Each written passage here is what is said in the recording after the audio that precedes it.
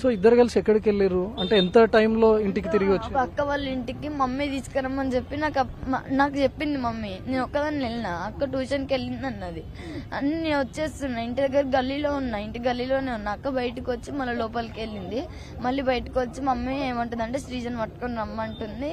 ఆమె వస్తే మమ్మీ ఏదో మాట్లాడతారంట, ఎవరు వస్తారంట మేడం వాళ్ళు కౌన్సిలింగ్ తీసుకుంటారంట. ఆ రోజు పోయింది కదా, నిజాలు ఇప్పుడు నువ్వు వచ్చినావు కదా మాట్లాడదాం అనేసి మమ్మీ తీసుకురా అని చెప్పింది. నాకు లంచ్ తినేటప్పుడు నేను బయటకు పోయినాక మళ్ళీ అక్క వచ్చింది.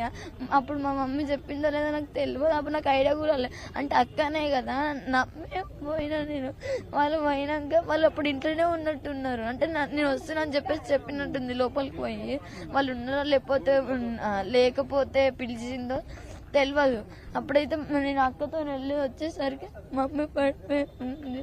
వెనకాల ప్లేట్ ఇక్కడ సుత్తితో కొట్టిర్రు. అయితే మమ్మీ చనిపోలేదనేసి మళ్ళీ అక్క వాళ్ళకి ఫోన్ చేస్తే మళ్ళీ ఇంటికి వచ్చి మమ్మీ డ్యూటీ చిన్నిస్తాను మమ్మీని. మళ్ళీ వాళ్ళు వచ్చినప్పుడు నువ్వు ఉన్నావు అక్కడ? వాళ్ళు ఫస్ట్ వచ్చినప్పుడు నాకు తెలియదు వాళ్ళు వచ్చిరని. ఇప్పుడు అక్క చెప్తే తెలిసింది.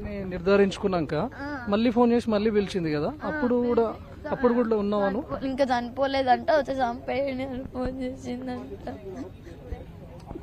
సో ఇంట్లోనే ఉన్నటువంటి చెల్లి కూడా ఉంది. తేజశ్రీ చెల్లి ఉన్నటువంటి టైంలోనే అంటే ముందుగానే పక్కా ప్లాన్ చేసుకుంది తేజశ్రీ కూడా, తల్లిని హత్య చేయాలి.